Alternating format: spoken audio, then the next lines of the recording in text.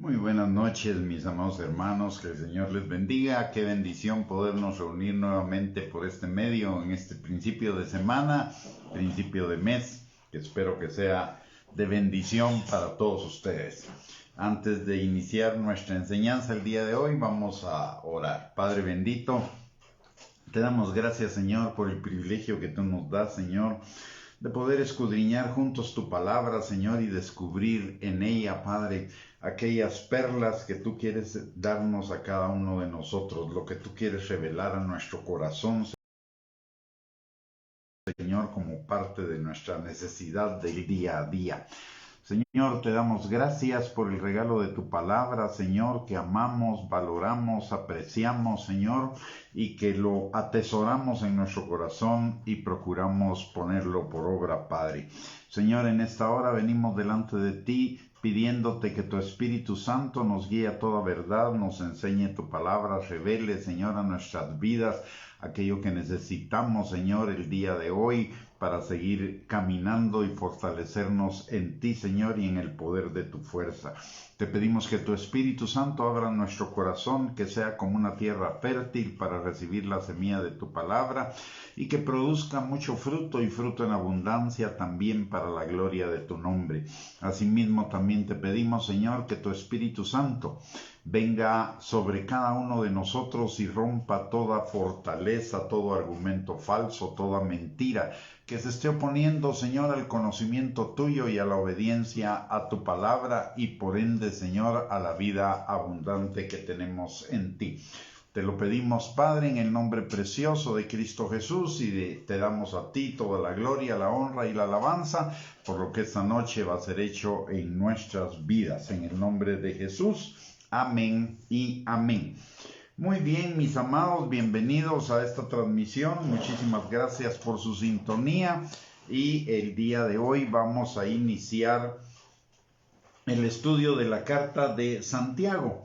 La carta de Santiago es una carta extremadamente interesante. Es una carta muy directa, muy franca. No es una carta que pudiéramos decir que está llena de diplomacia. Tampoco es una carta doctrinal, sino que es una carta eminentemente práctica de cómo vivir muchos aspectos de nuestro cristianismo. Y es tan práctica como para el día de hoy como lo fue para hace 2000 años. Fue escrita por Santiago, el hermano de Jesús, que se convirtió después de Jesús y que fue el líder de la iglesia de Jerusalén después de los tiempos iniciales en las que estuvo a cargo o la cabeza visible fue Pedro, pero inmediatamente Pedro cedió ese lugar después a Santiago, el hermano de Jesús, y este fue reconocido como apóstol también en su tiempo, apóstol del Espíritu, y él escribe esta carta pensando en los creyentes judíos, pero igual tiene valor para los creyentes gentiles. De hecho, el encabezado es que la carta está dirigida a las 12 tribus que están en la dispersión, es decir, a los judíos que estaban fuera de Jerusalén. Pero tiene la misma validez tanto para judíos como para gentiles. Así que vamos a iniciar el estudio de esta carta. Hoy probablemente, si Dios nos permite, vamos a llegar hasta el versículo número 8 del capítulo número 1 y lo vamos a leer para comenzar. Dice la palabra: Santiago, siervo de Dios y del Señor Jesucristo, a las 12 tribus que están en la dispersión. Salud. Hermanos míos, tened por sumo gozo cuando os halléis en diversas pruebas, sabiendo que la prueba de vuestra fe produce paciencia, mas tenga la paciencia su obra completa, para que seáis perfectos y cabales, sin que os falte cosa alguna. Y si alguno de vosotros tiene falta de sabiduría, pídala a Dios, el cual da a todos abundantemente y sin reproche, y le será dada. Pero pida con fe, no dudando nada, porque el que duda es semejante a la onda del mar, que es arrastrada por el viento y echada de una parte a otra. No piense pues quien tal haga, que recibirá cosa alguna del Señor. El hombre de doble ánimo es inconstante en todos sus caminos. Primero, veamos entonces el versículo 1. Y dice: Santiago, siervo de Dios y del Señor Jesucristo. Esto es más que una identificación, esto es un reconocimiento de una situación que se da en cada uno de los creyentes en Cristo Jesús. Todos los creyentes en Cristo, además de ser hechos hijos de Dios, somos llamados a servirle a nuestro Padre, es decir, somos hijos siervos. Lo único es que debemos servir no con mentalidad de siervos, sino con mentalidad de hijos, de colaboradores del Señor, no de empleados, sino además si somos hijos, estamos trabajando para el reino de Dios, y el reino de Dios es el reino de nuestro Padre, del cual usted y yo somos herederos. Por lo tanto, el servicio debe ser hecho con excelencia y con amor, no por obligación, por amor, por agradecimiento, considerándolo un privilegio de parte de nuestro Padre, porque Él no nos necesita. Él es el Dios Todopoderoso. Él mismo ha dicho que aunque nosotros no predicáramos, las piedras hablarían, como diciendo: yo no los necesito. Pero por el otro lado nos llama, ¿por qué? Porque nos da ese privilegio, es un privilegio enorme, siendo nosotros tan imperfectos, trabajar en la obra perfecta del Señor, servirle a Él en el lugar donde Él nos quiera poner. Somos llamados al servicio junto con la salvación. Esto nos lo enseña Efesios capítulo 2, versículos del 8 al 10. La palabra de Dios dice: por gracia sois salvos por medio de la fe, y esto no de vosotros, pues es don de Dios, para que nadie se gloríe en su presencia. Y somos hechura suya, creados en Cristo Jesús para buenas obras, las cuales Él preparó de antemano para que andemos en ellas. Está hablando de la salvación en Efesios 2, 8 y 9, e inmediatamente habla de las buenas obras, que son las obras de servicio a las cuales somos llamados de parte de Él. También nos lo enseña la palabra de Dios en 2 de Corintios capítulo 5, versículos del 17 en adelante. La palabra de Dios dice: si alguno está en Cristo, nueva criatura es, las cosas viejas pasaron, todas fueron hechas nuevas. Y todo esto proviene de Dios, quien nos reconcilió consigo mismo por Cristo y nos dio el ministerio de la reconciliación. Es decir, no solo fuimos salvos, sino fuimos llamados al ministerio de la reconciliación. Y el ministerio de la reconciliación es un ministerio de servicio al Señor.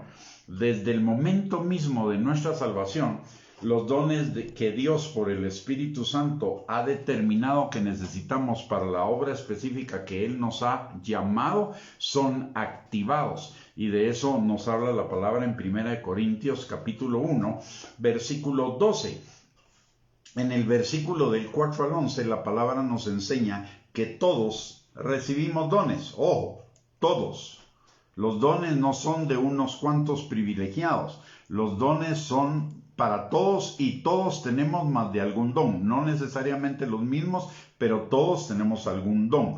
Miren lo que dice, y vamos a leer 1 Corintios 12, 4 al 11. Y dice: ahora bien, hay diversidad de dones, pero el Espíritu es el mismo.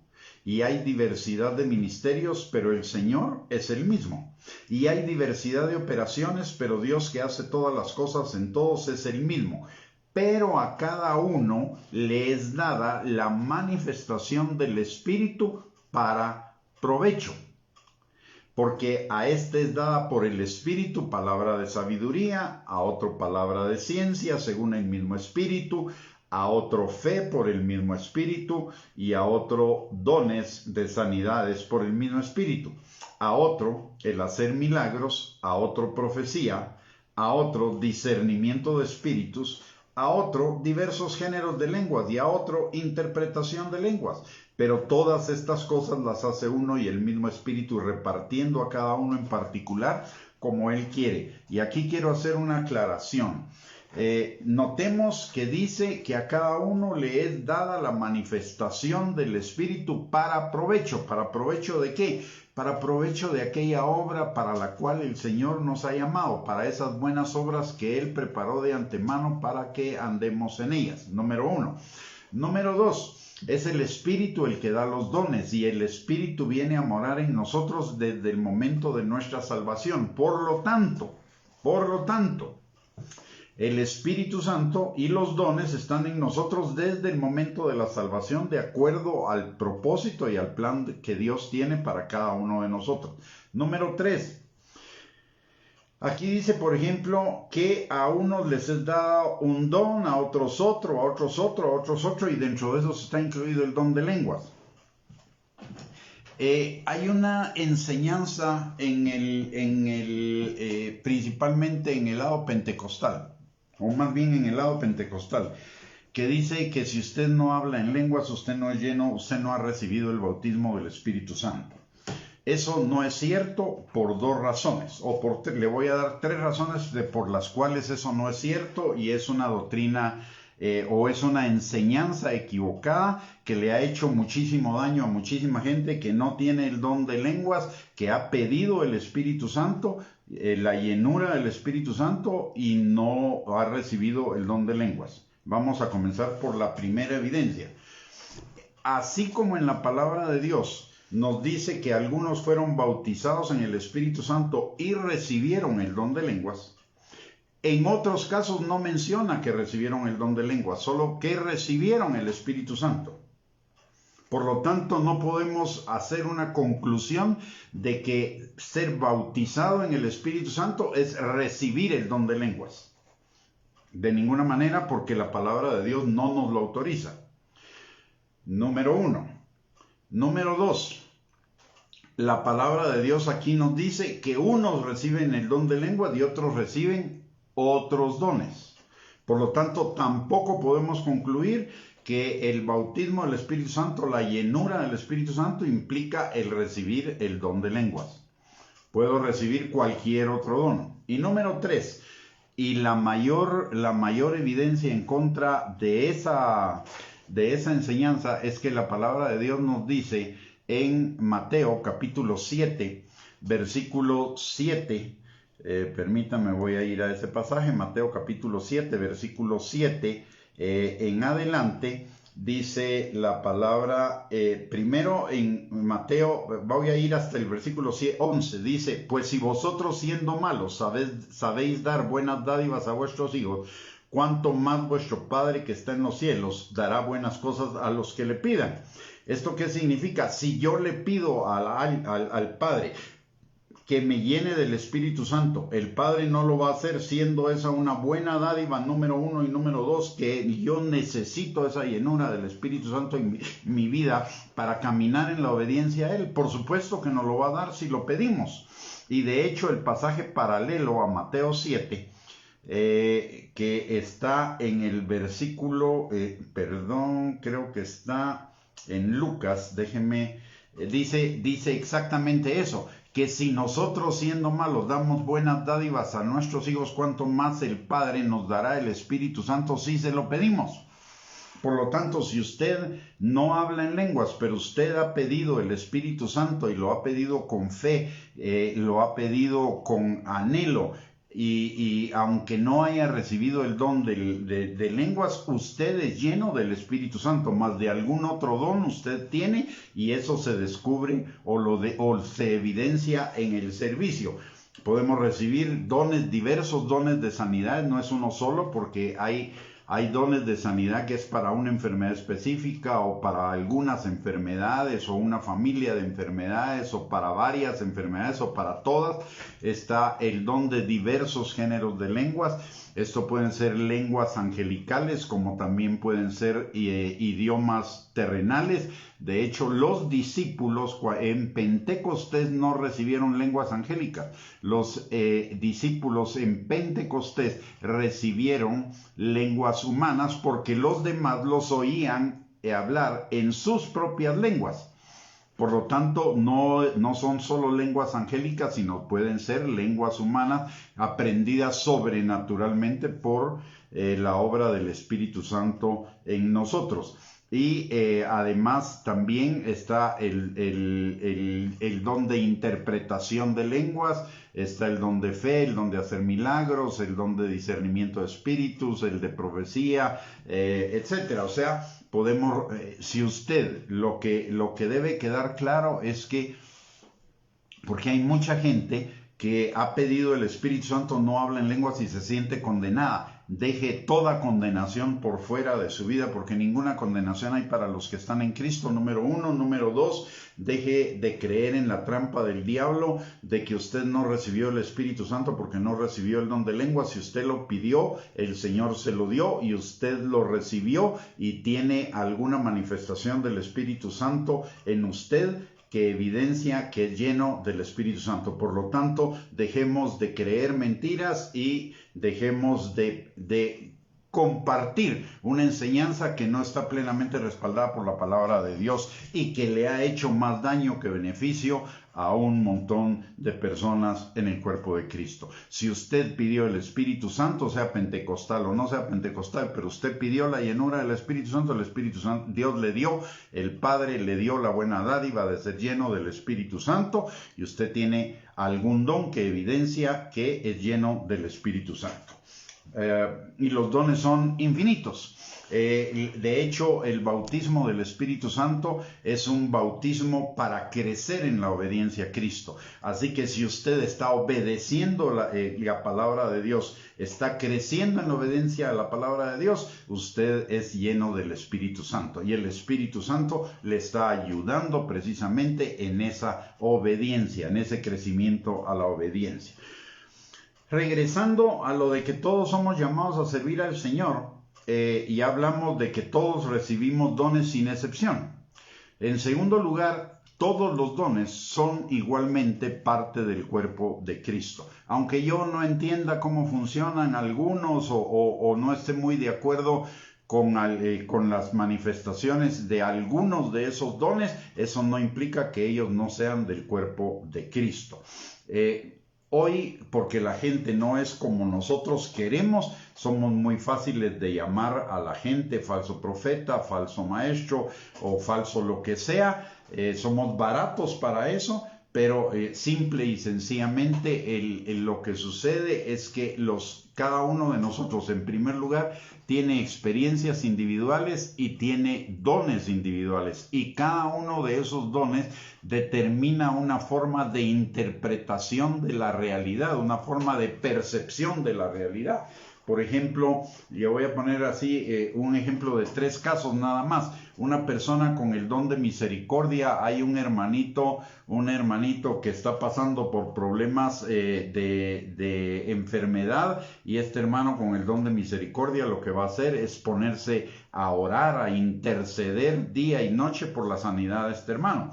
Pero si hay uno que tiene el don de servicio, este no va a orar, pero inmediatamente se va a poner a la orden del hermano que esté enfermo para suplir cualquier necesidad o hacer cualquier servicio que el hermano no pueda hacer por sí mismo, lo va a hacer este hermano con el don de servicio.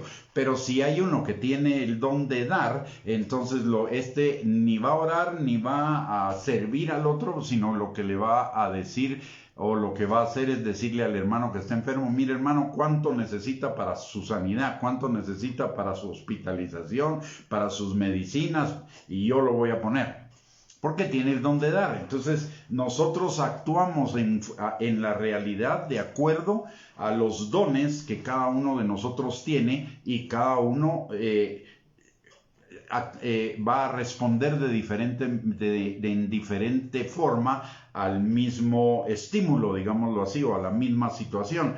Y es todos juntos que hacemos la obra completa de Cristo.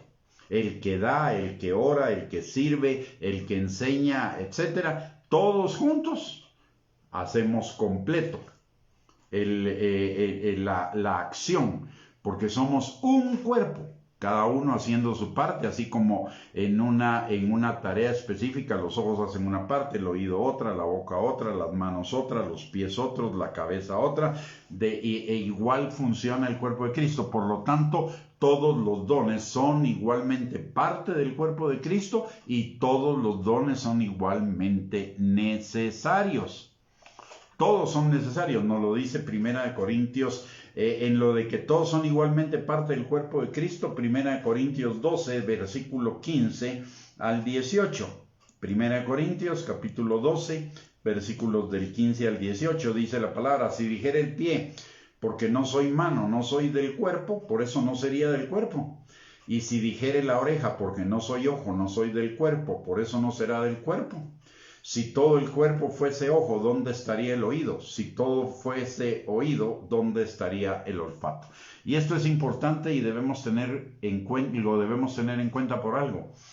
Porque nosotros tendemos a ser selectivos con la gente que no es como nosotros. La gente que no piensa como nosotros, no habla como nosotros, no va donde nosotros vamos, etc. Aunque sean hermanitos en Cristo Jesús, de alguna manera ponemos una barrera. Y en los dones pasa lo mismo. Los que tienen un cierto don se agrupan, se atraen, se agrupan, pero de alguna manera pueden hacer discriminación o acepción de personas o marginar a los que tienen otro don. Eso no debe suceder porque todos somos igualmente cuerpo de Cristo. A veces cuesta entender.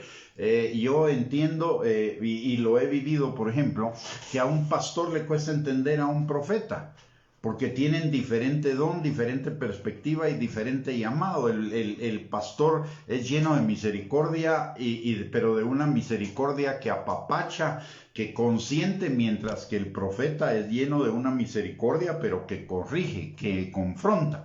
Y entonces a veces entre un pastor y un profeta, por ejemplo, cuesta entenderse, pero no significa que uno sí sea del cuerpo y el otro no, que uno sea verdadero ministro y el otro no. Simple y sencillamente son diferencias de dones que debemos entender, pero todos los dones son igualmente parte del cuerpo de Cristo. Por el otro lado, todos los dones son igualmente necesarios. La palabra de Dios dice en 1 Corintios 12, 21, ni el ojo puede decir a la mano, no te necesito, ni tampoco la cabeza a los pies, no tengo necesidad de vosotros. Todos los dones son necesarios, debemos aprender a trabajar todos juntos, sin divisiones, sin acepción de personas, sin separaciones. De hecho, hay un problema en algunas congregaciones que se especializan en un solo don. ¿Y todos los demás dónde están? Ahí hay un desbalance, porque todo es liberación, o todo es sanidad, o todo es enseñanza, cuando debe haber una mezcla perfecta de todos los dones para que seamos edificados en todo. No, hoy en las iglesias está pasando lo que pasa en la medicina. Hay médicos especialistas para cada parte del cuerpo. Yo me recuerdo hace 50 años, ya sea que que recibiera un golpe, tuviera un accidente, tuviera enfermedad o necesitara una operación, era un solo médico y ese médico le atendía todo, porque eran médicos generales. Eran médicos que atendían todo. Ahora no. Ahora, si usted tiene un accidente y se lastima la muñeca, se lastima el codo y se lastima el hombro, no lo va a atender uno mismo, lo va a atender un especialista en muñeca, otro especialista en codo y otro especialista en hombros. Pero en la iglesia no debería ser así. La palabra de Dios nos enseña que deberíamos predicar y hacer el consejo completo de la palabra. Esa es la instrucción que nos da la palabra de Dios. Así que no deberíamos ser selectivos en que en una iglesia solo haya ciertos dones y no estén los demás. Mientras más amplitud de dones, mientras más variedad de dones tengamos en las iglesias, mucho más completa y perfecta va a ser la obra que el Señor va a hacer en las personas que lleguen. Por el otro lado, La otra cosa que también sucede a veces en las iglesias es que hay ciertos dones que se valoran por encima de los demás y como que eso hace un poquito de orgullo y entonces yo me siento superior a los demás porque tengo un don X o un don Y. Pero eso tampoco debería ser así. Los dones significan funciones, no valor. Los dones son una indicación de función, no de valor. Recordemos que todos los creyentes, desde el más humilde hasta el que tiene el puesto más alto en la jerarquía, digámoslo así, fuimos comprados por el mismo precio, por la sangre de Cristo. No hay acepción ni debe haber acepción de personas. No es posible que en la iglesia haya quienes tengan dones que los hagan sentirse superiores a otros.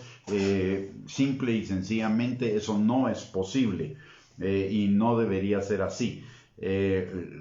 Por un lado. Por el otro lado, en la iglesia no deberían haber jerarquías hacia arriba, sino las jerarquías deberían ser hacia abajo. El que quiera ser el mayor, hágase el menor y sirva a los demás.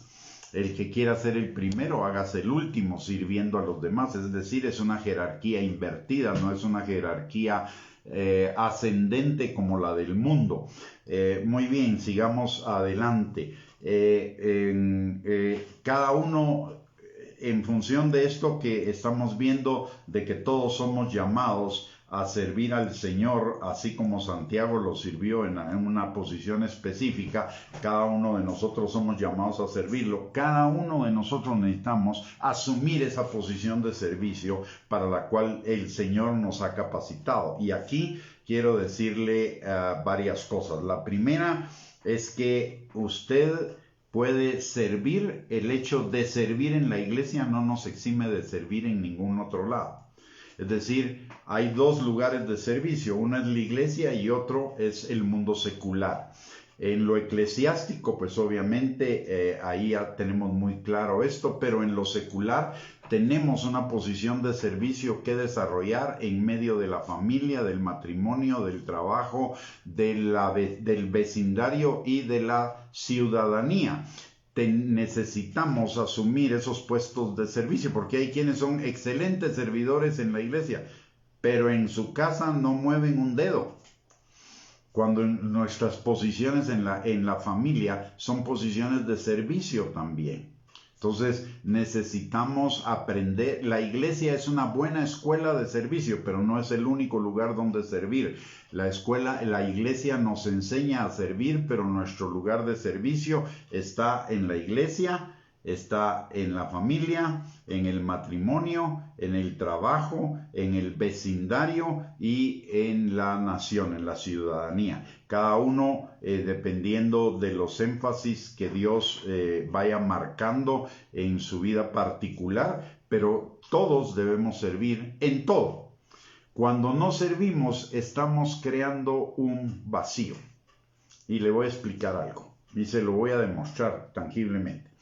Hoy nos quejamos de que nuestros países tercermundistas, y no voy a hablar de un país en específico, pero en todos los países tercermundistas y ahora hasta en los países no tercermundistas, se habla de corrupción y todo el mundo habla en contra de la corrupción. Pero la pregunta es, ¿en dónde hemos estado los creyentes en cuanto a la cuestión de la corrupción? Hemos cerrado los ojos porque nos hemos aislado de ese mundo disque secular que no tiene nada que ver con Dios y nos hemos encerrado en las cuatro paredes de las iglesias y nos hemos olvidado de servir afuera. De que nuestro servicio cristiano y bajo los fundamentos de la palabra de Dios debe estar adentro y debe estar afuera. Hoy incluso el simple hecho de ejercer una votación no lo hacemos responsablemente, lo hacemos dizque por el menos peor. Si usted no encuentra a una persona por la cual votar, su voto debería ser nulo. porque esa es nuestra responsabilidad. La palabra de Dios no nos dice que elijamos personas las menos corruptas. La palabra de Dios nos enseña que votemos por personas que sean sabias, por personas que sean conforme a la palabra, que vivan conforme a la palabra de Dios. Pero sin embargo no lo hacemos.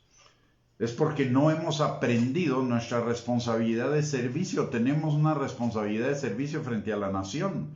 Por eso la palabra de Dios dice, cuando el justo domina, la ciudad se alegra, y con la bendición de los justos la ciudad es engrandecida, porque tenemos una posición de servicio también en lo que es el mundo secular. Esa división entre lo secular y lo sagrado o lo eclesiástico es una trampa del diablo para que el diablo siga reinando donde ya no tiene autoridad, donde nosotros debimos haber tomado la autoridad. Por eso la palabra de Dios nos dice que somos reyes y sacerdotes para Dios nuestro Padre, no que vayamos a ser. Y por eso la palabra de Dios también nos enseña que la creación está esperando la manifestación de los hijos de Dios para ser liberada del pecado. El venga tu reino, hágase tu voluntad, significa algo muy sencillo. Yo voy a poner los principios de la palabra de Dios en práctica en todas las áreas de mi vida, no solamente en la iglesia.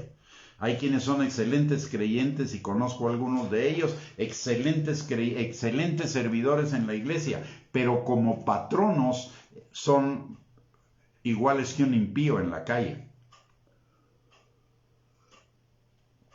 Conozco también algunos hermanos que son muy buenos creyentes en la iglesia, pero en una función política son igual de corruptos que los corruptos del mundo. Entonces no hemos aprendido que nuestro servicio no solo incluye la iglesia, nuestro servicio y nuestra vida como creyentes incluye todas las áreas de nuestra vida. Es establecer el reino, establecer los principios del reino en nuestra actividad, en cualquier campo y en cualquier actividad de la vida. El cristianismo es una vida de 24 horas, de 24/7, cada semana. No es solo para vivirlo en la iglesia o en las actividades religiosas, es para vivirlo en todas las áreas de nuestra vida. Cierto que no somos perfectos y cierto que nos vamos a equivocar eventualmente, pero debe ser eventual, no debe ser permanente. Porque si no estoy viviendo una dualidad de vida, de lo que vamos a hablar un poquito más adelante cuando hablemos del hombre de doble ánimo.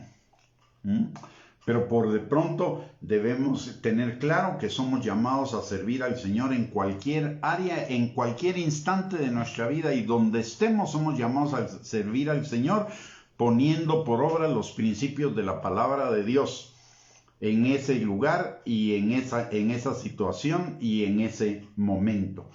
Y ahí vamos a ver las manifestaciones de los dones del Señor para esa tarea para la cual Él nos ha encomendado. Cuando no servimos, y debemos tener esto claro, porque hay algunos hermanitos que llegan a la iglesia y se pasan años de brazos cruzados solo recibiendo. Cuando no servimos, estamos creando un vacío y una necesidad en el lugar donde estamos, porque ahí hay un servicio que prestar y Dios nos llevó a ese lugar para que fuéramos nosotros los que prestáramos ese servicio para bendición de los que están ahí, y si nosotros no nos movemos estamos impidiendo la bendición para ese lugar y para esas personas que están ahí.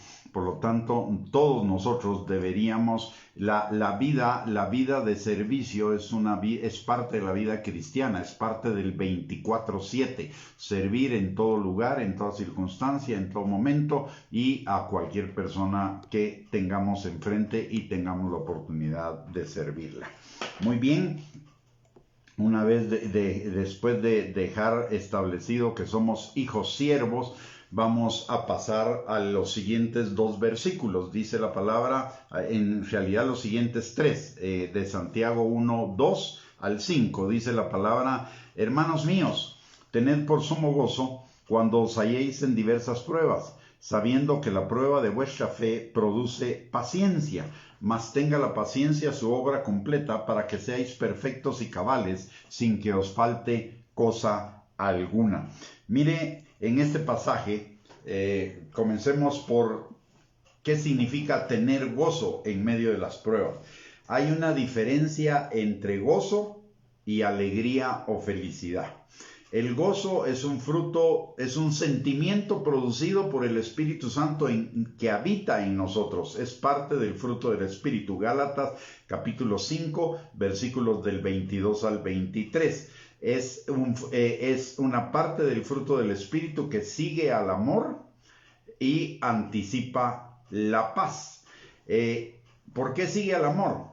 ¿Y por qué del amor deriva el gozo? Por una razón muy simple. La palabra de Dios dice en 1 Juan capítulo 4 versículo 18 que el perfecto amor echa fuera el temor. Una prueba lo que va a traer a nosotros es temor. Pero si nosotros estamos refugiados en el perfecto amor del Señor, en el perfecto amor del Padre, ese temor se va a ir y lo que va a venir en lugar del temor es la fe. Esa fe que es la seguridad de que el Señor está cuidando de cada uno de nosotros, que el Señor va a hacer obrar para bien todas esas cosas que estamos pasando en ese momento de tribulación, de ansiedad, de angustia o negativo, y que vamos a salir más que vencedores de ello y vamos a salir perfeccionados, establecidos, afirmados en Cristo. Entonces el gozo es esa certeza, es ese sentimiento que surge de la seguridad, de la certeza de que eso va a obrar para bien de nosotros y de que vamos a ser más que vencedores en esa situación. Eso nos va a traer paz a nuestro corazón. El gozo es esa seguridad interna que deriva de saber que soy amado por el Señor, que el Señor tiene cuidado de mí y que no va a permitir nada que no vaya a obrar para bien en mi vida. Hay dos pasajes en la Escritura que nos, bueno, en realidad hay más de dos pasajes en la Escritura, pero yo quiero compartirle o recordarle dos pasajes que están en Primera de Pedro. Uno en el capítulo 1, versículo del 6 al 9, que nos habla del objetivo de las pruebas. Dice, en lo cual vosotros os alegráis en vuestra salvación. Está hablando de la salvación. Aunque ahora, por un poco de tiempo, si es necesario, tengáis que ser afligidos en diversas pruebas, para que sometida a prueba vuestra fe mucho más preciosa que el oro, el cual, aunque perecedero, se prueba con fuego, sea hallada en alabanza, gloria y honra cuando sea manifestado Jesucristo, obteniendo a quien amáis sin haberle visto, en quien creyendo, aunque ahora no lo veáis, os alegráis con gozo inefable y glorioso, obteniendo el fin de vuestra fe, que es la salvación de vuestras almas. ¿Qué quiere decir esto? Las pruebas, tribulaciones, todo lo negativo que nos pasa es para la salvación de nuestras almas, es para la transformación de nuestras almas, es porque hay algo en nuestras almas que necesita ser perfeccionado. Y una vez que es por poco tiempo y porque es necesario, y una vez que pase ese tiempo y se cumpla lo necesario, la prueba va a terminar y vamos a salir victoriosos. Lo mismo nos dice 1 Pedro capítulo 5, versículo del 8 al 10. Aunque ahí aparece otro personaje, dice, sed sobrios y velad, porque vuestro adversario el diablo, como león rugiente, anda alrededor buscando a quien devorar, al cual resistid firmes en la fe, sabiendo que los mismos padecimientos se van cumpliendo en vuestros hermanos en todo el mundo. Mas el Dios de toda gracia, que nos llamó a su gloria eterna en Jesucristo, después que hayáis padecido un poco de tiempo, Él mismo os perfeccione, afirme, fortalezca y establezca. Que nos dice que tenemos un adversario, el diablo, que solo es rugiente, pero no tiene dientes, ya fue despojado de todo poder. El único poder que tiene el diablo en este tiempo es la mentira. Si nos engaña, ya nos ganó. Por eso debemos estar parados en la palabra de Dios. La palabra de Dios que llena de fe es el escudo de la fe que apaga los dardos de fuego del maligno. Esos dardos de fuego, esas fortalezas, esos argumentos falsos, esas mentiras son la única arma que tiene el diablo en contra de nosotros. Si el diablo tuviera algún poder, ya nos hubiera matado. Pero el diablo no tiene ningún poder sobre nosotros. El único poder que tiene es el poder de que le creamos las mentiras que dejó establecidas en el mundo o que se desarrollaron a partir de antes de que él fuera despojado por el Señor Jesucristo, y el ser humano en la maldad de su mente las desarrolló hasta formar las ideologías del día de hoy, que son contrarias a la palabra de Dios.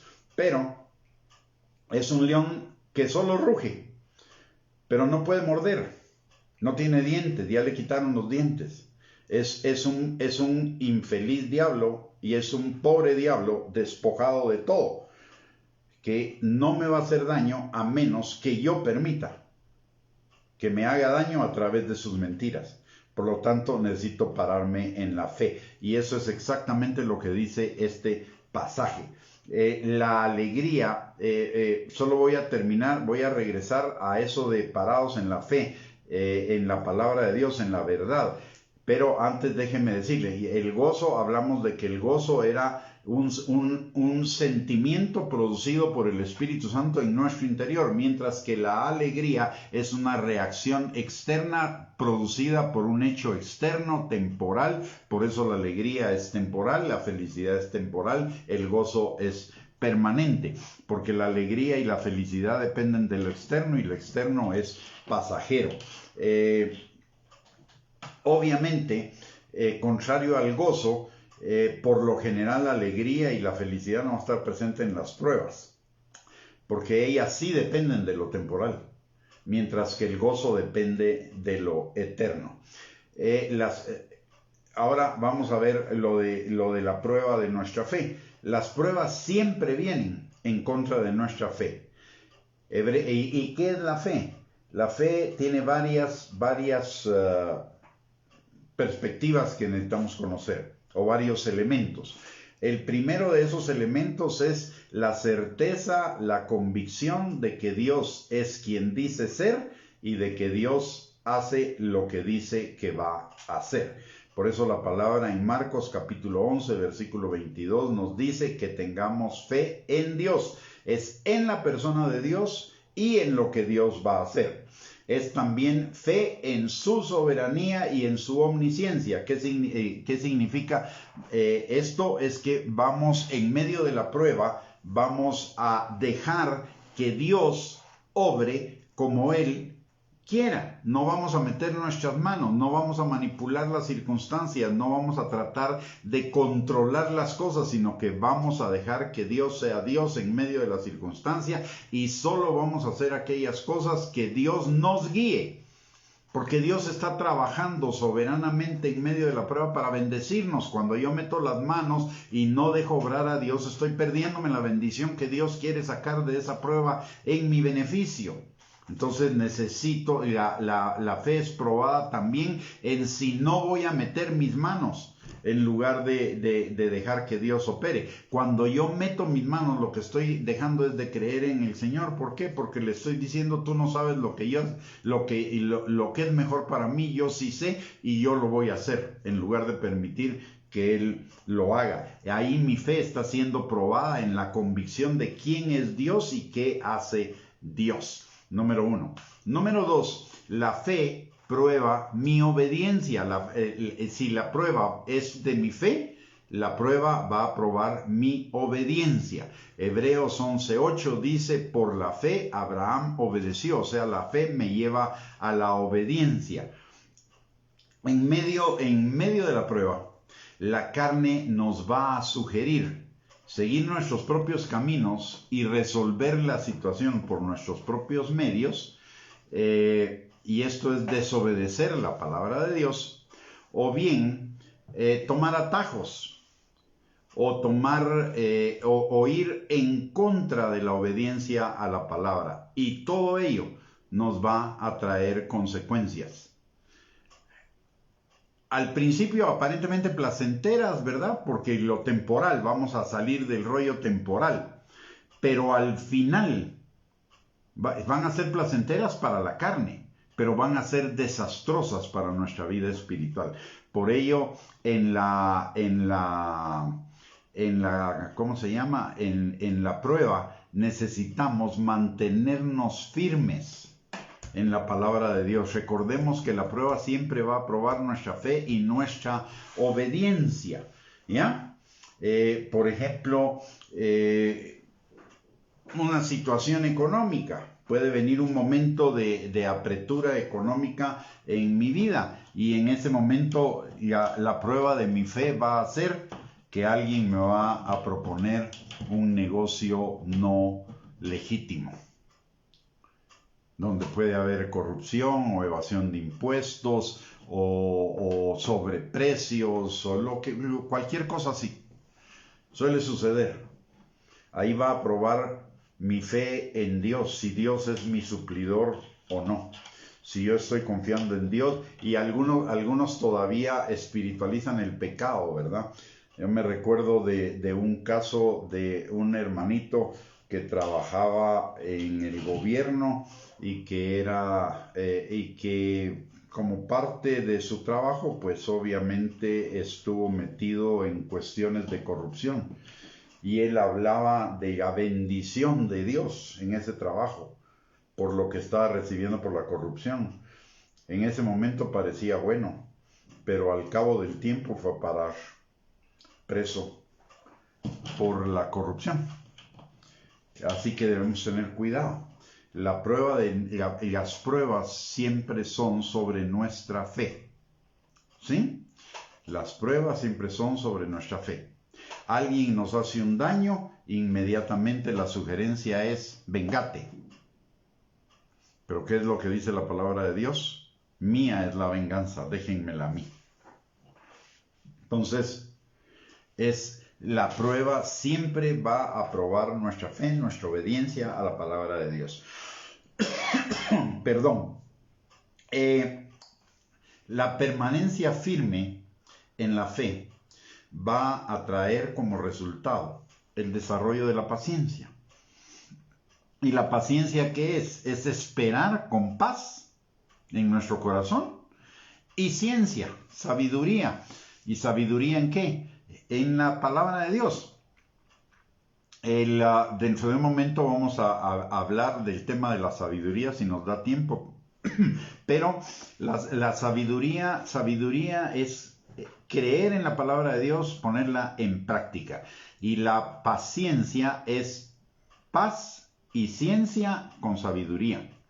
Es esperar con sabiduría y paz el tiempo del cumplimiento de lo que Dios nos ha dicho. Dice la palabra en Santiago. Ese es uno de los resultados de la prueba. Dice la palabra: después de que tengan gozo, porque sabiendo que la prueba de vuestra fe produce paciencia. Y la paciencia es esencial. ¿Para qué? Aquí nos dice una de las razones. Dice: mas tenga la paciencia su obra completa, para que seáis perfectos y cabales sin que os falte cosa alguna. Recordemos que hablamos de que la prueba va orientada también a la salvación de nuestra alma, a la transformación de nuestra alma. ¿Para qué? Para que seamos perfectos y cabales y no nos falte cosa alguna delante del Señor. No nos falte cosa alguna en lo que se refiere al carácter, a la piedad como creyentes. Pero la paciencia también tiene otra bendición. Dice la palabra en Hebreos 6:12 que la paciencia es necesaria porque por ella y la fe obediente alcanzamos las promesas de Dios para nuestras vidas.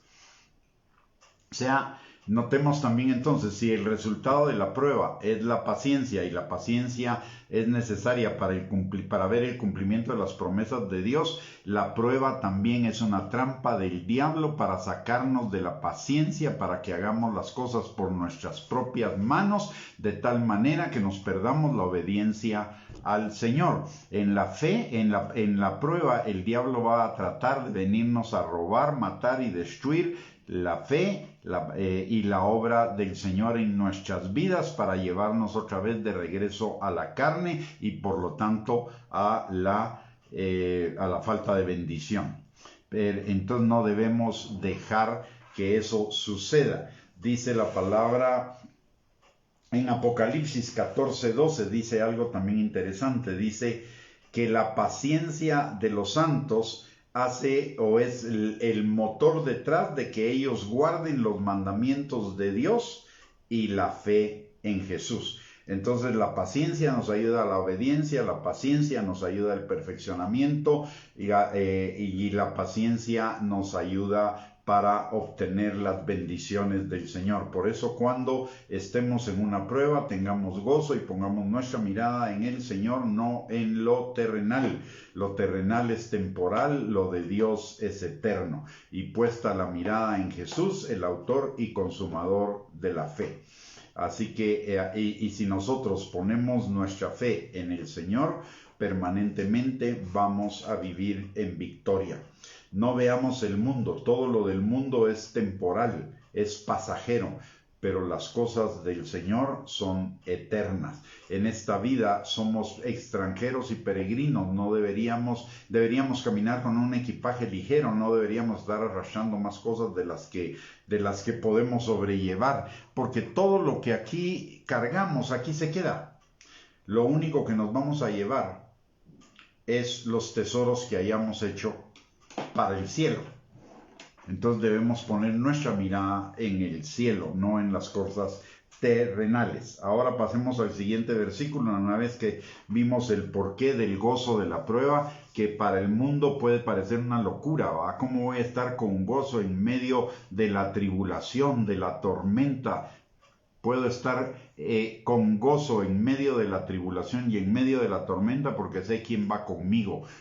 Conmigo va el Señor, y si el Señor conmigo, ¿quién contra mí? Y si el Señor conmigo, no hay nada que me pueda separar del amor del Señor, ni aun la muerte, y mucho menos cualquier otra cosa creada.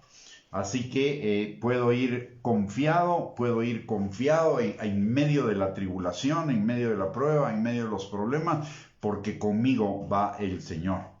Para ponerlo conforme lo dice un pasaje de las Escrituras, cuando los discípulos fueron probados en su fe en el medio del lago y había una gran tormenta y Jesús estaba igual viviendo la tormenta, pero él estaba tranquilo, dormido en medio de la tormenta en el barco, y los discípulos lo despiertan y les dicen: no te da problema vernos a nosotros en medio de esta situación, el barco se hunde, y el Señor les dice: hombres de poca fe.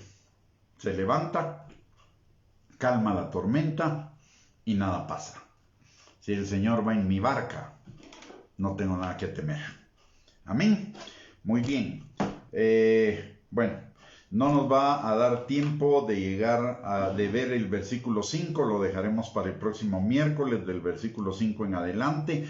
Por de pronto, entonces, recapitulemos: somos llamados a servir al Señor, y no solo a servirlo en la iglesia, sino a servirlo en todo momento, en cualquier área de nuestras vidas, estableciendo y poniendo en práctica los principios de la palabra de Dios en cada actividad, en cada problema, en cada circunstancia, en cada área de la vida. Y la segunda: no temamos las pruebas, los momentos difíciles, las circunstancias contrarias. Son momentos que Dios está permitiendo en nuestra vida para llevarnos a desarrollar la paciencia, el gozo y la paciencia, que son el fruto del Espíritu en nuestro corazón, derivado de que Él nos ama con amor eterno y nunca nos va a dejar solos. Y dejemos que el Señor nos dirija en medio de esa situación negativa, para producir la paciencia necesaria para que seamos perfeccionados, para que seamos bendecidos, para que tengamos el cumplimiento de las promesas del Señor,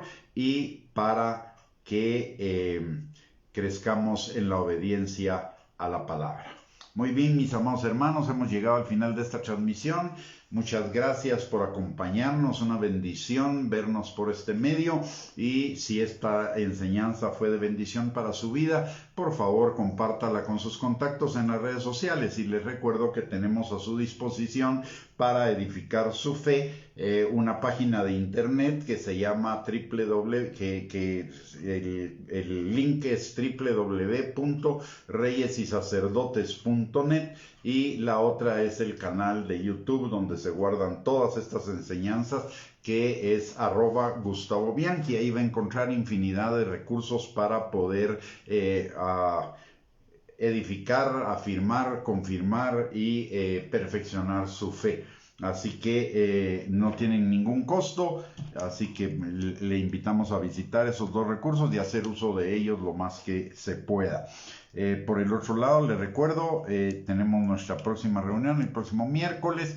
La hora todavía no la tengo muy clara, pero de todos modos, si no pudiera sintonizar a la hora que es, que sería más temprano que las 8 de la noche, si cambiáramos la hora, eso implicaría que la prédica queda grabada acá en la página y usted puede acceder a ella en cualquier momento. Muy bien, vamos a orar para dar por despedida esta transmisión y le reitero, muchísimas gracias por conectarse, muchísimas gracias por sintonizarnos, es un privilegio para nosotros.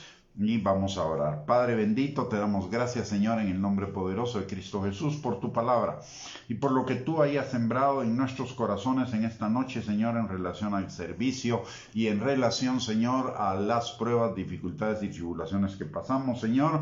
Padre, en el nombre precioso de Cristo Jesús, que esta palabra no solo quede guardada en nuestro corazón, Señor, sino que sea puesta por obra para la gloria de tu nombre y para bendición, Señor, de cada uno de nosotros y de quienes nos rodean, Padre. También en esta hora, Señor, venimos clamando por todas las personas que se encuentran en enfermedad, Señor, de cualquier tipo, en las unidades de cuidados intensivos, en los hospitales, en sus casas, Señor, y te pedimos, Padre, que tu mano poderosa llegue hasta ellos y los sane de una manera sobrenatural, restaurándolos, Señor, y que sirva de testimonio para que ellos se vuelvan a ti si no te conocen y para que los que ya te conozcan, Señor, se vuelvan aún más a ti, Padre.